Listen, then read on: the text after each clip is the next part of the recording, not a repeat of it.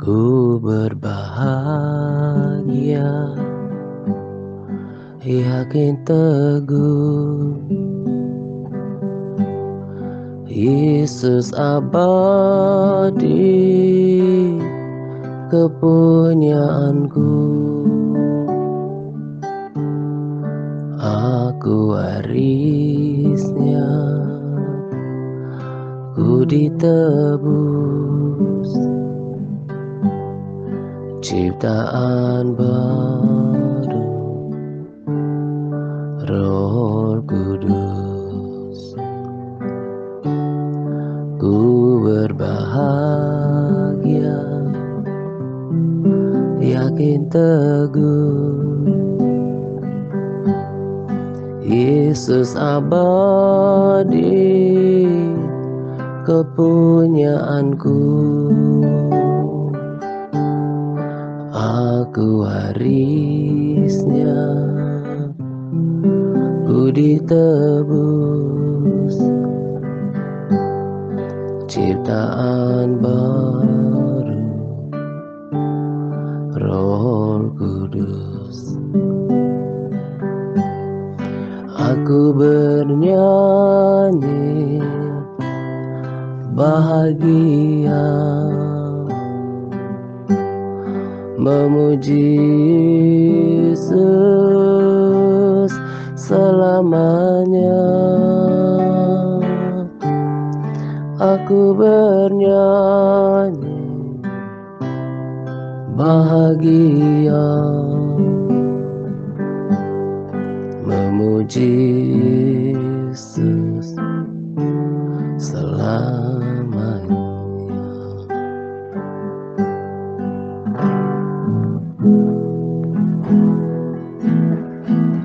Ku berbahagia, yakin teguh, Yesus abadi, kepunyaanku.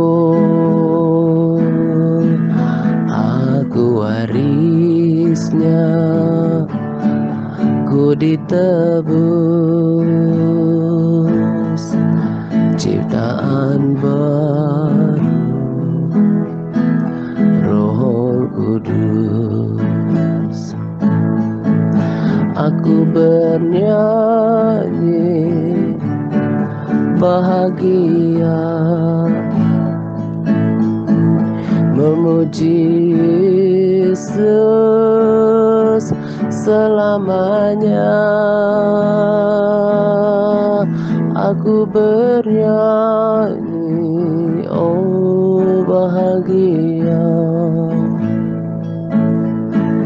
memuji Yesus selamanya.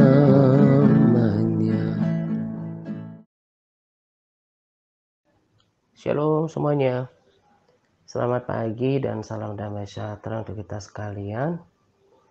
Pada kesempatan ini saya akan berbagi sharing tentang ketaatan. Saya menuliskan judul bahwa keselamatan tidak sepenuhnya ditentukan oleh kepercayaan. Artinya bahwa keselamatan itu tidak berdiri sendiri oleh kepercayaan semata, tetapi oleh ketaatan juga. Tetapi sebelum saya menyampaikan sharing pada kesempatan ini, saya mau sampaikan beberapa hal yang penting untuk kita perhatikan di dalam pertumbuhan iman kita di The Rapture Church ini. Yang pertama, khusus untuk All MTRC Advance, yang kemarin pada saat hari Kamis saat berbagi SBR, saya sudah berikan peringatan supaya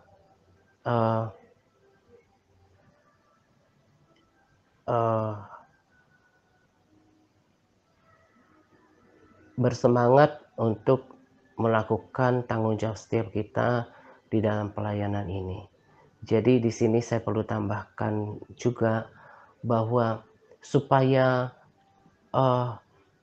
kehidupan rohani di dalam pelayanan ini tetap menyala, itu tidak semata ditentukan oleh saya, bahkan tidak semata ditentukan oleh, dalam tanda kutip ini ya, tidak semata ditentukan oleh kuasa Tuhan. Karena apa? Memang di atas segala-galanya tentu kuasa Tuhan, kerja kuasa Roh Kudus. Tapi harus ada keterlibatan kita. Nah, jadi kalau kalau setiap hari hanya saya yang aktif gitu ya, maka maka, eee kehidupan di dalam pelayanan ini tidak akan sempurna, tidak akan maksimal, tidak akan tidak akan lebih hidup gitu ya.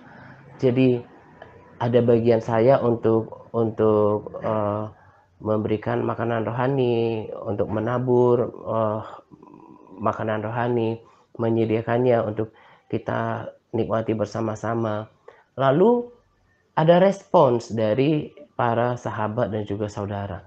Itu kan membuat nilai makanan rohani itu menjadi lebih nikmat, lebih hidup, lebih terserap gitu. Nah, apalagi ketika ada sahabat atau saudara yang memberikan respons atau berbagi kesaksian dalam SK, lalu direspons oleh sahabat atau saudara yang lain, itu akan membuat suasana atmosfer semakin kental lagi. Nah, apalagi, kalau kemudian, eee, ketika saya tidak sedang berjadwal untuk berbagi sharing, eee, seperti contohnya ketika berbagi SBR, kita aktif gitu ya, sama halnya seperti berbagi SK, saling merespons, itu akan mempertahankan atmosfer rohani, bukan saja untuk, komunitas ini secara keseluruhan, tapi untuk kita juga gitu. Nah, jadi itulah yang saya maksudkan, itulah tujuan saya kenapa melibatkan semuanya. Sekarang saya rekaman hari Kamis sore untuk RSSP hari ini. Sebetulnya hari Rabu saya udah semangat mau mau mau buatkan rekaman RSSP untuk, eee, bahkan pengen dibagi hari Kamis gitu ya. Mengingat hari Rabu kan yang biasanya jadwal, RSSP, kemudian diisi dengan video kesaksian. Jadi ada 2 hari berturut-turut saya tidak memberikan sharing gitu. Karena memang saya ada dorongan gitu ya, ada dorongan, motivasi untuk selalu berbagi hal-hal yang saya anggap penting, yang memberkati hidup saya, yang berguna, sekalipun saya hanya bisa sampaikan dengan cara-cara yang sederhana gitu. Nah, tapi saya tahan, eee keinginan saya untuk berbagi sharing pada hari Kamis, karena saya harus komitmen untuk mengikuti aturan yang sudah kita sepakati bahwa setiap Kamis itu berbagi rema gitu ya. Nah, kenapa saya tahan, eee eee eee keinginan saya untuk tidak berbagi sharing, karena tadi saya katakan, jadi kalau hanya saya yang aktif, maka tidak akan maksimal, eee, tidak maksimal, eee eee, penuntunan rohani, kerohanian setiap kita gitu. Jadi harus aktif gitu. Saya ada kalanya saya berbagi, para sahabat dan saudara merespons, tapi ada kalanya memang dari pihak orang-orang yang dilayani yang aktif gitu. Supaya supaya tetap bersemangat, hidup dan menyala kerohaniannya gitu. Jadi saya berikan ruang untuk aktif, untuk berbagi.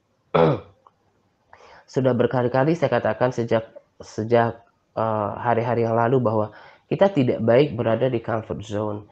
Kita harus berusaha aktif supaya menyalakan semangat, semangat kerohanian kita. Nah, itu tujuan saya kenapa saya, minta untuk aktif berbagi rema ya. Dan saya buatkan ini juga di pengantar RSSP ini supaya didengarkan juga oleh saudara-saudara yang ada di pemuritan awal untuk juga aktif berbagi rema. Nah, saya perhatikan seperti Bu Eni sudah aktif berbagi rema, Bu Rismawan juga. Tapi yang lain, Feli Marta juga tentunya sudah aktif berbagi. Tapi kebanyakan yang dijadwalkan belum berbagi. Nah, karena itu nanti tim admin akan secara perlahan untuk hubungi japri saudara yang sama sekali belum pernah aktif. Barangkali saudara kurang percaya diri gitu ya untuk mengantarkan SBR-nya. Nanti tim admin akan berbagi tugas untuk japri saudara yang sama sekali belum pernah berbagi rema untuk aktif berbagi rema. Itu adalah salah satu dari sekian hal yang kita harus praktekkan di dalam pelayanan ini supaya semuanya kita menerima manfaat, supaya kita sama-sama bertumbuh, belajar berbagi, supaya kapasitasnya itu terus bertambah dan semakin menjadi berkat, gitu ya. Lalu yang kedua, ini juga perlu diperhatikan oleh kita semua. Kenapa saya bagikan kesaksian Pak Umar yang ada di grup Facebook TRC? Itu adalah postingan yang dibagikan oleh Bu Edit, lalu saya bagikan di grup-grup gitu ya. Karena ada pelajaran pentingnya. Saya sih tidak terlalu tertarik untuk membagikan kesaksian orang-orang yang tadinya belum percaya Yesus kemudian percaya Yesus, kalau sekedar bersaksi jadi percaya Yesus. Tapi ada nilai-nilai lebih yang saya pengen share. Seperti sebelumnya kan saya bagikan tentang kesaksian salah seorang ibu yang tadinya juga berasal dari agama non-Kristen. Nah, Bapak ini juga saya bagikan di dalam grup karena ada banyak pelajaran. Salah satu dari pelajaran itu yang saya mau sampaikan pada pengantar kedua sharing ini adalah bagaimana keahlian seorang yang tadinya berlatar belakang non-Kristen hafal betul dengan firman Tuhan. Ketika kemarin saya ngecek rekaman ayat hafalan beberapa sahabat di Elpar MTRC Advance yang WA, secara daging bosan sih melakukan semuanya ini. Saya ini harus digarisbawahi ya, secara daging, bahwa saya juga berulang-ulang lakukan hal yang sama, apalagi cuma review gitu ya. Memang sih saya sambil pergunakan waktu pengecekan itu untuk saya juga untuk mengingat gitu. Tapi para sahabat juga kan bosan untuk melakukannya. Kadang-kadang saya pengen hilangkan gitu ya, pengen coba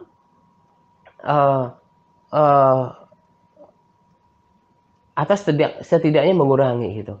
Tapi kesaksian seperti itu, Tuhan bisa bicara lewat cara seperti itu untuk tidak pernah berhenti untuk melakukan untuk bermodul gitu ya, membuatkan ayat hafalan dan reviewnya. Kenapa? Orang yang tadinya berlatar belakang non-Kristen itu lebih hafal. Saya sangat yakin lebih hafal firman Tuhan dari kebanyakan orang Kristen. Betapa bersemangatnya beliau itu memperkatakan firman Tuhan.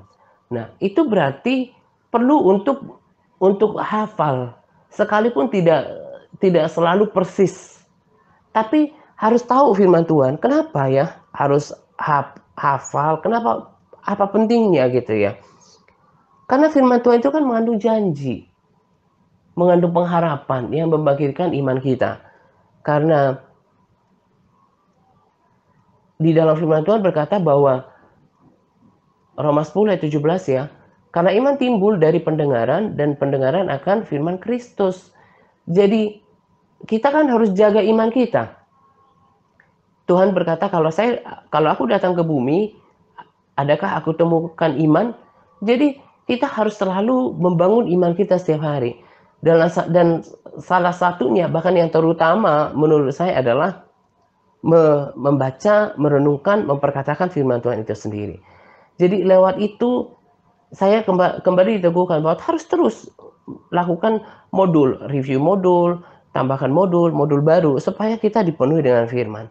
Lalu firman Tuhan itu juga mengandung peringatan kan, sehingga kita jadi waspada.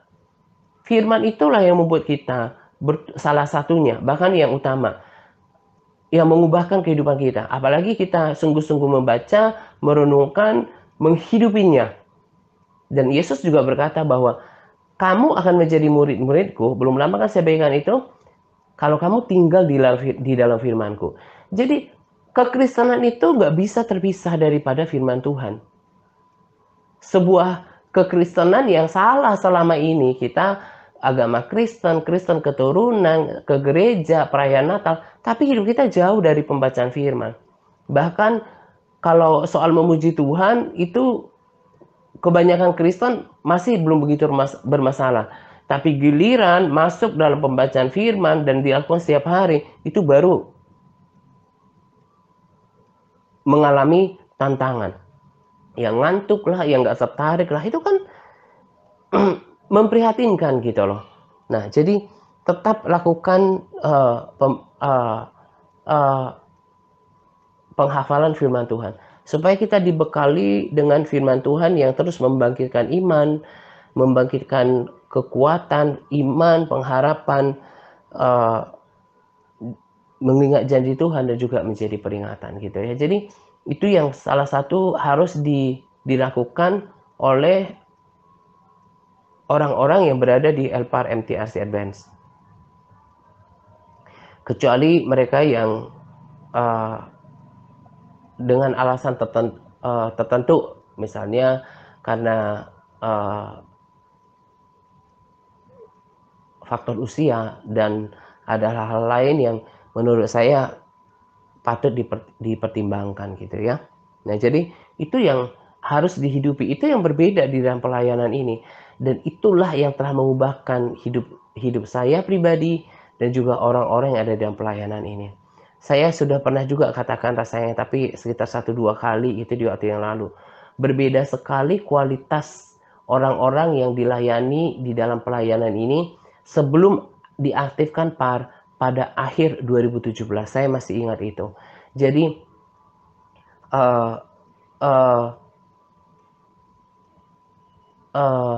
sebelum akhir 2017, jadi kurang lebih 2 tahun, kualitasnya gitu-gitu aja. Orang hanya baca posting, kemudian nggak berkomitmen berdoa, nggak berkomitmen untuk membaca, merenungkan, terlebih melakukan firman Tuhan.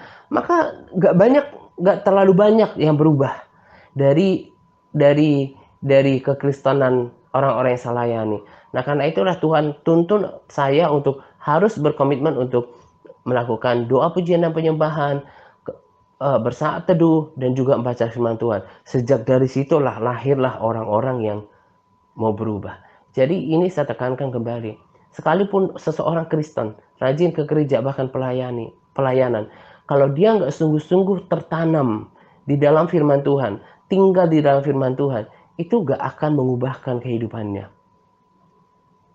Sama seperti yang Tuhan kehendaki. Karena 2 Timotius 3:16 juga kan sudah katakan bahwa firman Tuhan itulah yang akan mengubahkan kelakuan kita.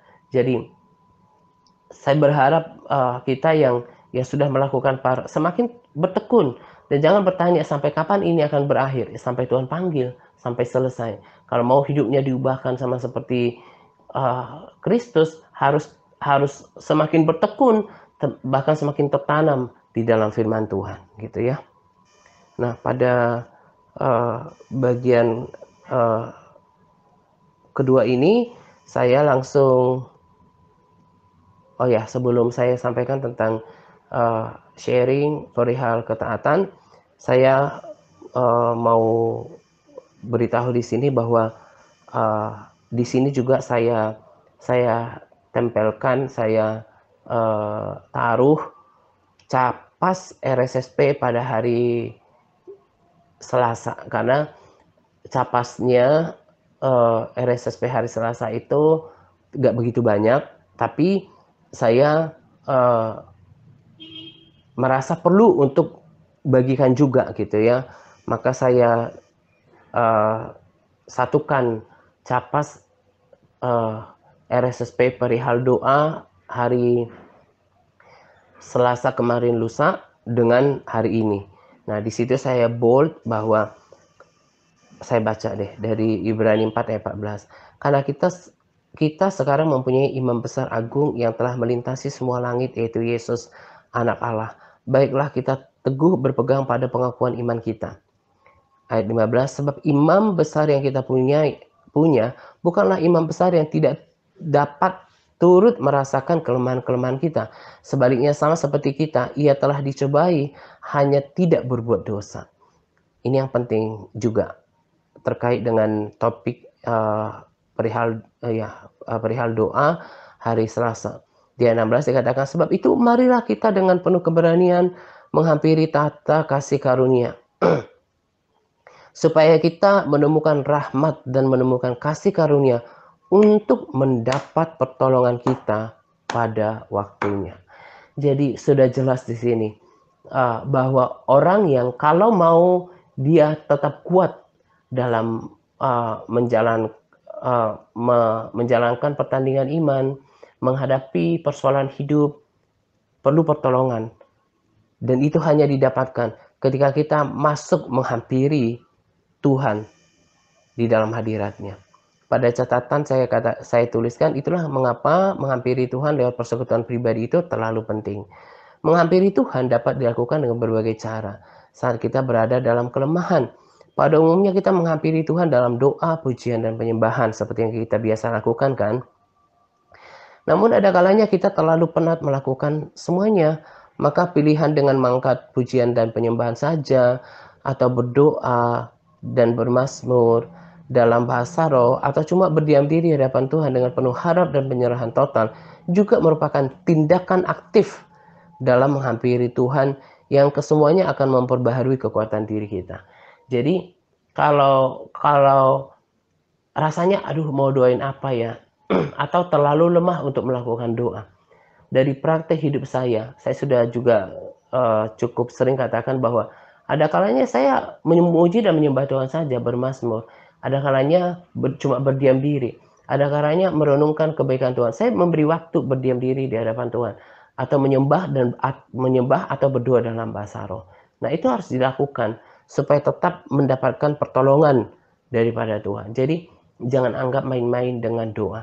Sekali lagi saya katakan, orang-orang yang tidak merasa dampak daripada pelayanan ini, dan mereka yang undur bahkan kembali kepada kekristenan yang lama, adalah mereka yang tidak berhasil mempertahankan kehidupan doanya. Dan itu berbahaya.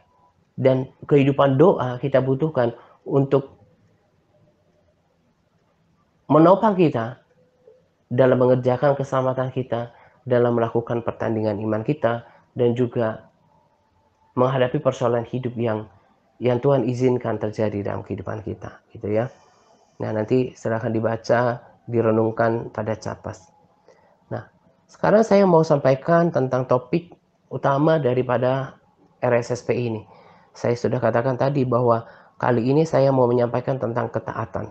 Saya baca dulu di dalam Ibrani 5 ayat 8. Ini berbicara tentang Yesus. Dan sekalipun ia adalah huruf besar, Yesus adalah anak, ia telah belajar menjadi taat dari apa yang telah dideritanya. Dan sesudah ia mencapai kesempurnaannya, ia menjadi pokok keselamatan yang abadi bagi semua orang yang taat kepadanya. Jadi kalau sudah baca ayat-ayat ini, maka tidak akan mengkerut keningnya ketika baca judul sharing ini. Keselamatan tidak sepenuhnya ditentukan oleh kepercayaan. Jadi keselamatan itu tidak ditentukan karena kepercayaan. Karena di sini jelas dikatakan bahwa Yesus akan menjadi pokok keselamatan yang abadi. Saya bold di situ, bagi siapa? Bagi semua orang yang taat kepadanya, bukan kepada setiap orang yang percaya kepadanya. Karena tentulah orang yang taat itu pasti karena percaya kan. Mau taat sama Yesus ya karena percaya Yesus. Kalau nggak percaya Yesus ya nggak mungkin taat. Makanya ditekankan di sini. Yesus akan menjadi pokok keselamatan bagi semua orang yang taat kepadanya. Bukan kepada setiap orang yang percaya kepadanya, apalagi cuma karena beragama Kristen. Ini harus hati-hati. Sebetulnya pesan penting daripada sharing ini lebih diutamakan kepada saudara yang ada di internet dan juga di sharing group ya.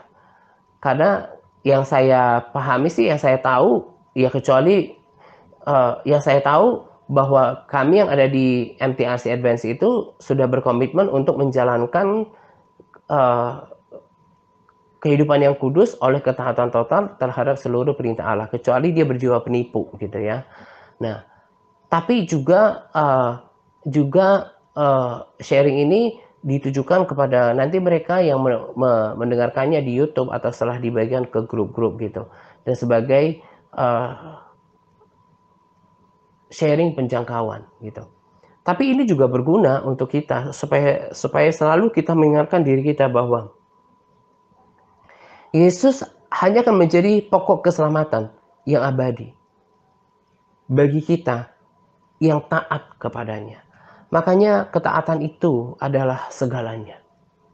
Percuma percaya Yesus Tuhan, percuma rajin beribadah bahkan pelayanan, kalau hidupnya tidak disertai dengan ketaatan.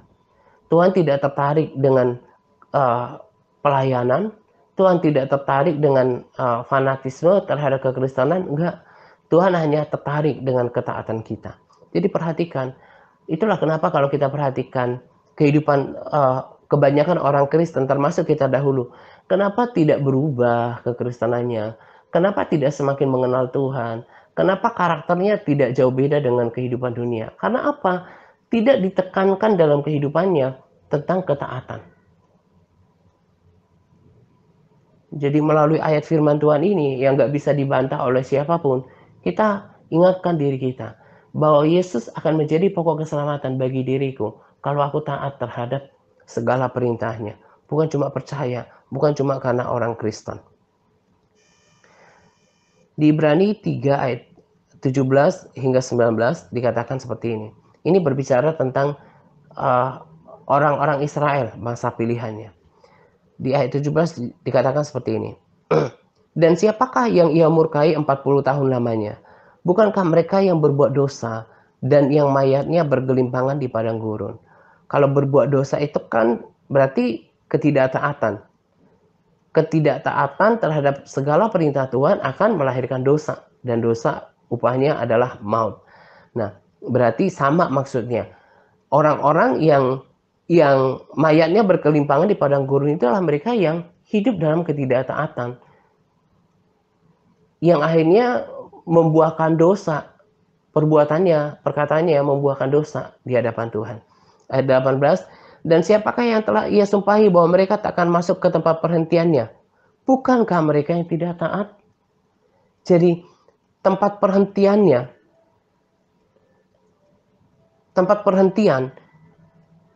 Tuhan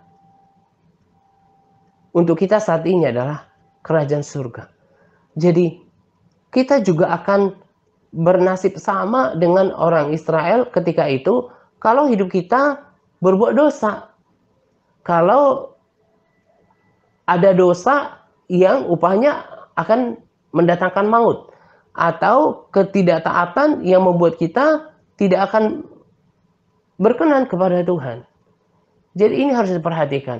Menjadi orang Kristen bukan cuma percaya toh. Tanggung jawabnya itu adalah belajar setiap hari untuk memikul salib, menyangkal diri, keinginan, menguasai seluruhnya, sama seperti Paulus katakan, supaya kita semakin hari semakin serupa dengan Tuhan, semakin terlepas dari dosa dan ketaatannya semakin sempurna. Nah, ini ini kuncinya kalau mau masuk dalam perhentian Tuhan, yang tadi saya katakan untuk kita saat ini adalah kerajaan surga. Jadi untuk kita bukan cuma keselamatan, tapi diawali dengan pertumbuhan rohani, perubahan karakter, dan juga keberbuahan selama di bumi ini, itu diawali dengan ini juga. Jadi gak cukup karena rajin ke gereja, aktif pelayanan, atau suka mendengarkan khotbah-khotbah yang sekarang di sosial media banyak, di YouTube, di halaman gitu ya. Sekalipun dengarkan perkhotbah yang paling terkenal gitu ya, paling digemari banyak orang, itu tidak serta-merta membuat diri kita menentukan status kita di hadapan Tuhan. Enggak. Status diri kita ditentukan semata oleh sikap kita. Bagaimana kehidupan kita setiap hari. Bagaimana komitmen kita untuk menjadi pelaku firman Tuhan. Kalau tidak, firman Tuhan ini berkata bahwa mereka tidak akan masuk ke tempat perhentiannya. Bayangkan, mereka itu bangsa pilihan loh. Tapi tetap juga standar yang sama Tuhan tetapkan. Kalau hidup dalam dosa, kalau hidup dalam ketidaktaatan, jangan pernah tetap tidak akan pernah berhak untuk mendapatkan tempat perhentian, masuk dalam perhentian Allah, masuk dalam kerajaan surga. Sedangkan mereka saja bangsa Israel, bangsa pilihan Allah, tetap Tuhan tolak karena dosa dan ketidaktaatan mereka, terlebih kita. Jadi kita harus betul-betul perhatikan sikap kekristenan kita. Berjuang supaya terlepas dari segala bentuk dosa. Makanya kembali kepada apa tadi yang saya katakan. Supaya kita bisa menjadi pelaku firman, itu kita butuh kekuatan yang supranatural.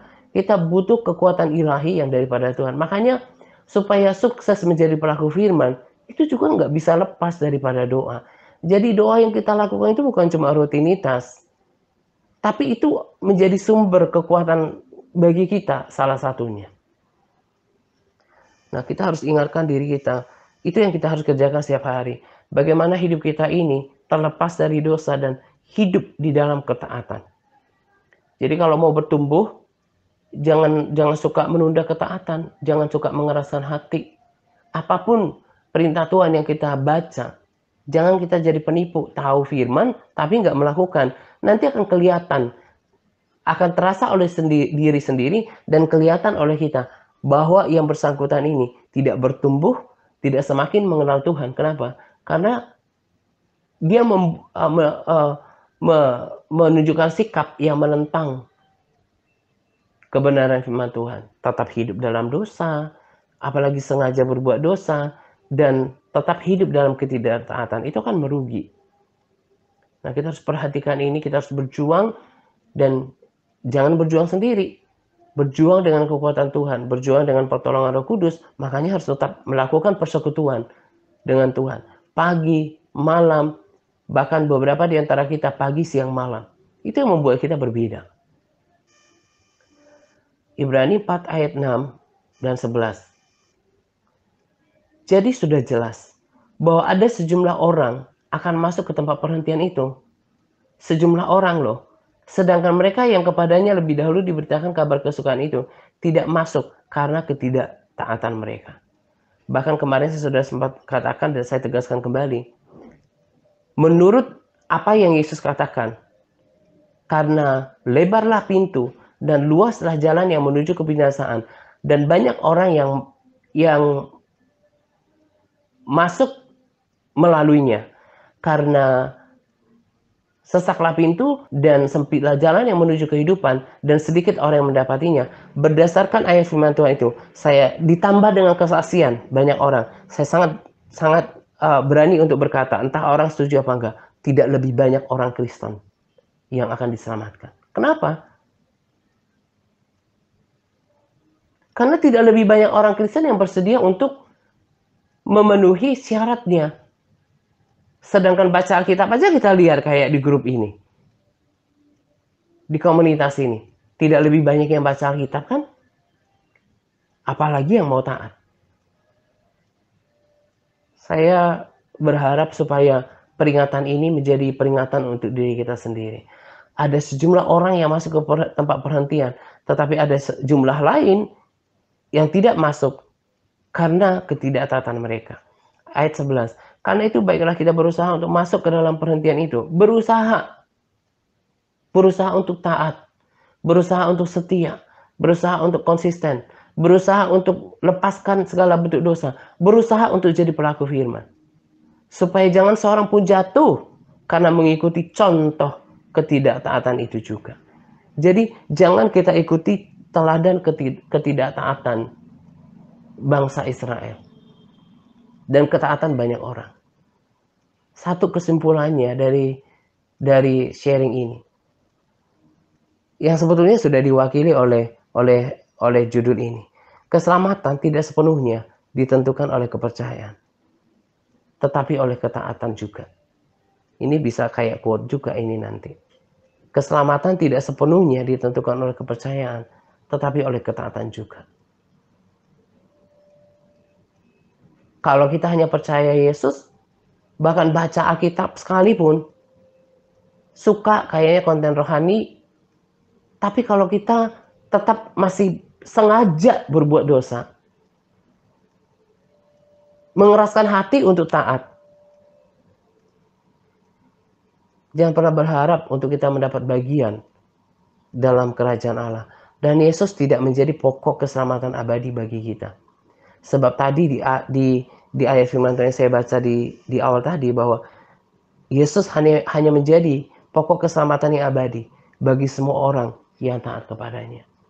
Jadi kita harus sungguh-sungguh tahu, kita semuanya harus ngerti bahwa kekristenan itu identik dengan ketaatan, bukan cuma kepercayaan. Kepercayaan tidak akan berarti apa-apa tanpa ketaatan yang dikatakan oleh Yakobus 2 ayat 17, 19, 20, 24 dan 26. Di sana disimpulkan bahwa kalau cuma punya percaya saja, iblis juga percaya dan mereka gemetar. Jadi kamu lihat bahwa manusia dibenarkan karena perbuatan-perbuatannya dan bukan karena iman semata, bukan karena imannya saja. Kita introspeksi diri kita. Bagaimana sikap kita dalam menjalankan kekristenan kita? Bagaimana sikap hidup kita setiap hari, sikap hati, pikiran, perkataan, perbuatan kita setiap hari. Kita harus terus berjaga atasnya, menguasai diri atasnya. Sebab dosa upahnya maut. Ketidaktaatan juga akan mendatangkan murka Allah. Maka dua hal ini harus kita perhatikan setiap hari. Berjuang dengan kekuatan Roh Kudus untuk hidup di dalam ketaatan. Berjuang dengan kekuatan Roh Kudus untuk tidak menyakiti Tuhan dengan sengaja berbuat dosa. Jadi jangan terlalu seperti kebanyakan kita dahulu dan kebanyakan orang Kristen sekarang merasa cukup dan aman dengan udah Kristen, udah pelayanan, udah haleluya puji Tuhan, udah dengar konten-konten rohani gitu. Enggak. Kita harus pastikan apakah dalam kehidupan kita masih ada nggak dosa yang disengaja. Bahkan dosa yang tersembunyi. Dan juga ketidaktaatan. Firman ini berlaku untuk kita dan kiranya kita perhatikan supaya tidak seorang pun yang tertinggal di antara kita yang tidak masuk tempat perhentian itu karena mengikuti contoh ketidaktaatan. Tuhan menentang ketidaktaatan dan kita harus bersyukur kalau kita masih mendengarkan peringatan hari ini. Itu berarti bahwa Tuhan mau kita sungguh-sungguh diselamatkan.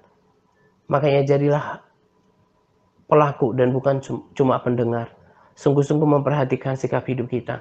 Jangan lagi sengaja berbuat dosa. Dan berjuanglah untuk hidup dalam ketaatan terhadap segala perintah Tuhan yang kita baca, yang sudah kita ketahui. Sekalipun tidak sedang kita baca, tapi udah kita ketahui. Udah kita dengarkan mungkin dari video-video, dari khotbah, dari gereja, dari manapun. Kalau kita berusaha untuk mengeraskan hati, jangan sampai Tuhan sengaja biarkan hati kita menjadi keras dan kita tidak pernah berubah.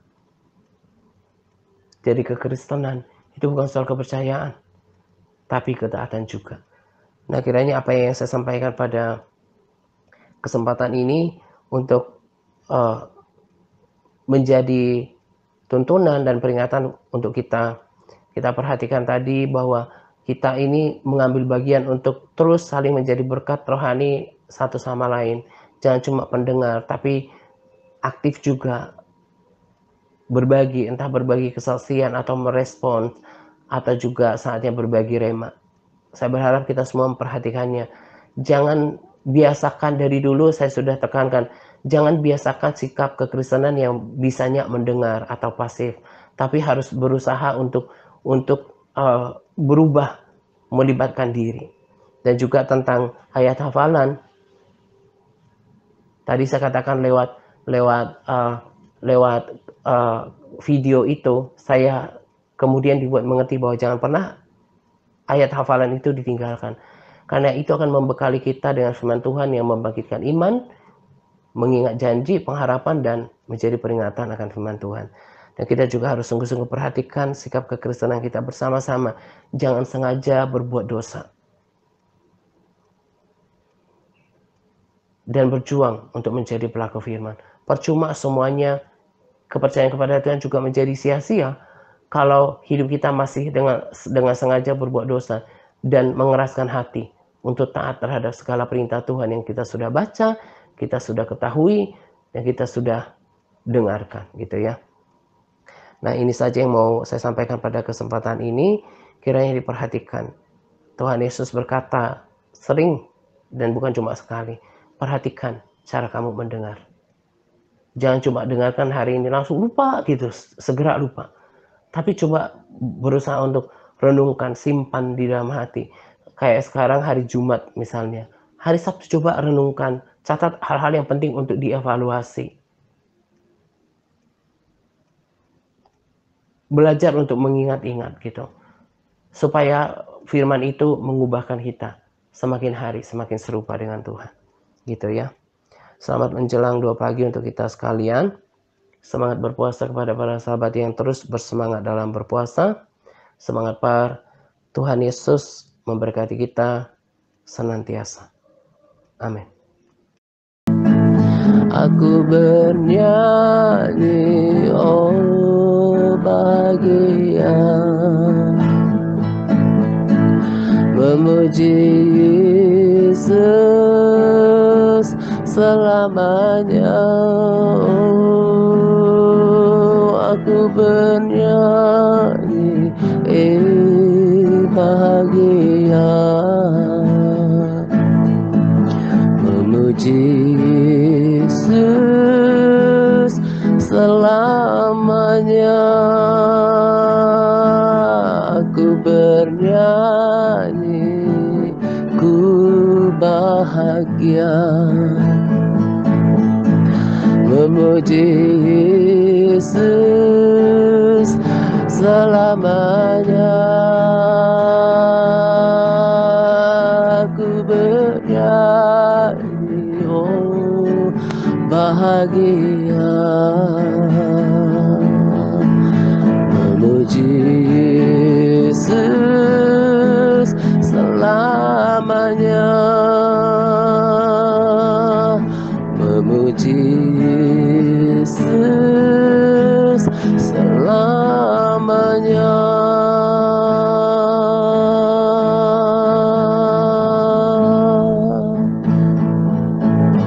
Engkau ku sembah, Kau yang terindah, pulihkan ku dengan darah-Mu.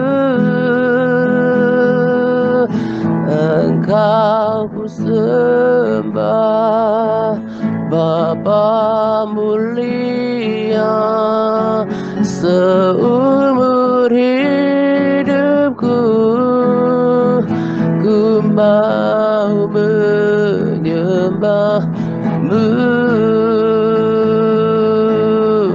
Engkau ku sembah, Kau yang terindah, pulihkan belikanku dengan darahmu.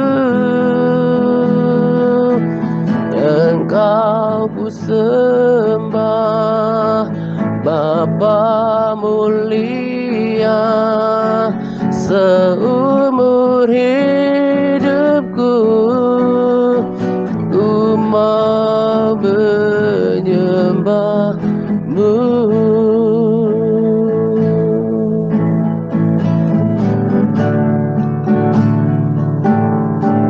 Seumur hidupku aku akan memuji-muji Engkau. Selama aku ada, aku akan menyembahmu. Selagi ku bernafas, maka pujian kepada Allahku akan terus ku nyanyikan. Penyembahanku, pengagunganku tetap ada di dalam mulutku bagimu.